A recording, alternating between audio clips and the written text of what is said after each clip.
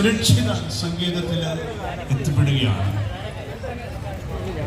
ആ പ്രദേശം മുഴുവൻ ശാപം കൊണ്ട് ഭാരപ്പെടുമ്പോൾ, ഗണ്ണമില്ലാതെ ഭാരപ്പെടുമ്പോൾ ഈർച്ചാരുടെ അരികെ ചെന്ന് താമസിച്ചു. ഏലിയ പ്രവാചകനെ കുറിച്ച് നമുക്കറിയാം.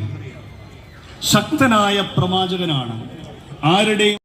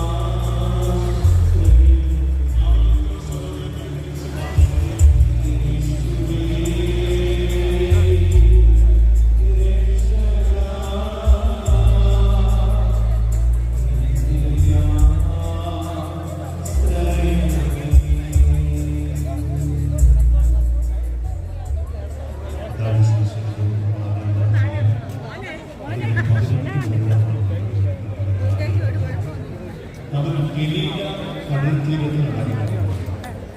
കടലിൽ വല വീശിക്കൊണ്ടിരുന്ന രണ്ട് സഹോദരന്മാരും പത്രോസ് എന്ന് വിളിക്കപ്പെടുന്ന ശിമയോനും സഹോദരൻ അന്ത്രയോസും അവർ മീൻപിടുത്തക്കാരായിരുന്നു. അവരവരോട് പറഞ്ഞിട്ടുണ്ട്, എന്നെ അനുഗമിക്കുകയാണ്, ഞാൻ നിങ്ങളെ മനുഷ്യനെ പിടിക്കുന്നവരാണ്. ദർശനമാണ്. അവർ വലകൾ ഉപേക്ഷിച്ച് അവനെ അനുഗമിച്ചു. പ്രിയപ്പെട്ടവരെ, യേശു ശിഷ്യന്മാരെ വിളിച്ച് പറയുകയാണ്, മീൻപിടുത്തക്കാരായ പത്രോസിനെയും അന്ത്രയോസിനെയും കർത്താവ് വിളിച്ചിട്ട് പറയുകയാണ്, നിങ്ങൾ എന്നെ അനുഗമിക്കുകയാണ്, ഞാൻ നിങ്ങളെ മനുഷ്യനെ പിടിക്കുന്നവരാണ്. എത്രമാത്രം ഉയർന്നു യേശുവിനോടൊപ്പം അവർ സഞ്ചരിച്ച് എത്രമാത്രം അവർ വളർന്നുവെന്ന് പിന്നീടുള്ള പല ഭാഗങ്ങളിൽ നമുക്ക് കാണുന്നവരാണ്. പ്രിയപ്പെട്ടവരെ, നമ്മെ ഇന്ന് കർത്താവ് വിളിക്കുകയാണ് വളരാൻ. എന്താണ് ഒരു ക്രൈസ്തവന്റെ വളർച്ച? കുരിശോളം ഒരു വ്യക്തി എത്തുന്നതാണ് ക്രൈസ്തവ ജീവിതത്തിന്റെ വളർച്ച എന്ന് പറയുന്നത്. 16-ാം അധ്യായം അതിൻ്റെ 18 മുതലുള്ള വാക്യങ്ങളിൽ, 16-ാം അധ്യായത്തിൽ അതിൻ്റെ 24 മുതലുള്ള വാക്യം പറയുകയാണ്, യേശു ശിഷ്യന്മാരോട് പറഞ്ഞു, ആരെങ്കിലും എന്നെ അനുഗമിക്കാൻ ആഗ്രഹിക്കുന്നെങ്കിൽ അവൻ തന്നെ തന്നെ പരിചരിച്ചുകൊണ്ട് തൻ്റെ കുരിശെടുത്ത് എന്നെ അനുഗമിക്കും.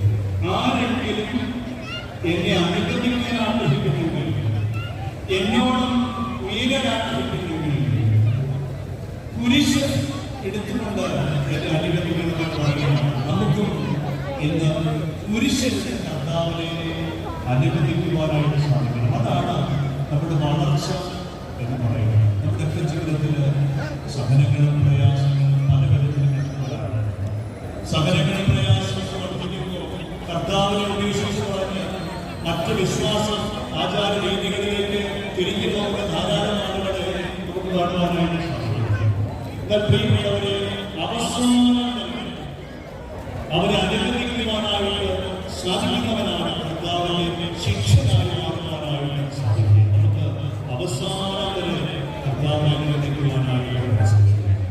ദൈവവചനമില്ല കർത്താവിന്റെ ദാസൻ നിന്റെ വാക്കുപോലെ നിറവേറട്ടെ എന്ന് പറഞ്ഞ് ജീവിതത്തിൽ സ്വീകരിച്ച പരിശുദ്ധ അമ്മയുടെ അവസാനിക്കുന്നത് എന്താണ്? കുരിശിന്റെ ശൈലിയത്തിലാണ്. പ്രിയപ്പെട്ടവരെ, പരിശുദ്ധ അമ്മയുടെ പെരുന്നാൾ ആഘോഷിക്കുമ്പോൾ പരിശുദ്ധ അമ്മയുടെ മധ്യസ്ഥത കൊണ്ട് ഈ നാമാചരിക്കുമ്പോൾ നമുക്ക് പരിശുദ്ധ അമ്മയോടൊപ്പം സഞ്ചരിക്കുവാനായി സാധിക്കണം. അമ്മയോളം വളരുവാനായിട്ട് നമുക്ക് സാധിക്കണം. ഇത് കർത്താവിന്റെ ദാസൻ നിന്റെ വാക്ക് എനിക്ക് നിറവേറട്ടെ എന്ന് പറഞ്ഞ് ജീവിതം സമർപ്പിച്ച അന്ന് മുതൽ അമ്മയുടെ ലോകത്തിന്റെ സന്തോഷം അമ്മയ്ക്ക് ലഭിച്ചിട്ടുണ്ട്. ലോകത്തില് അമ്മയേറെ പീഡയായിരുന്നു. അവിടെ ഒരുപാട് മറ്റുള്ളവരായി ദുഷിപ്പിക്കപ്പെട്ടിട്ടുണ്ട്, നിന്ദിക്കപ്പെട്ടിട്ടുണ്ട്, അപമാനങ്ങളായിട്ടുണ്ട്. അങ്ങനെയുള്ള യാത്രയാണ് പരിശുദ്ധ അമ്മയിലേക്ക് നോക്കുമ്പോൾ നമുക്ക് കാണാനായിട്ട് സാധിക്കുക. നമുക്കും അങ്ങനെ ഒരു വളർച്ചയാണ് ഈ നോക്കിലൂടെ സഹനങ്ങളും പ്രയാസങ്ങളും പരിഹാസം നമ്മുടെ ആചരിക്കുന്നു. നിന്ന നമ്മെ എല്ലാവരും വിശ്വസിക്കുന്നു. അതിലൊന്നും തളർന്നു പോകുന്നതിന് മുന്നോട്ട് പോകുവാനായി നമുക്ക് സാധിക്കണം. അതിനുള്ള ഒരു വിളിയാണ് നമുക്ക് ലഭിക്കുന്നത്. രാജാക്കന്മാരുടെ പുസ്തകം 1 രാജാക്കന്മാർ 17-ാം അധ്യായത്തിൽ 1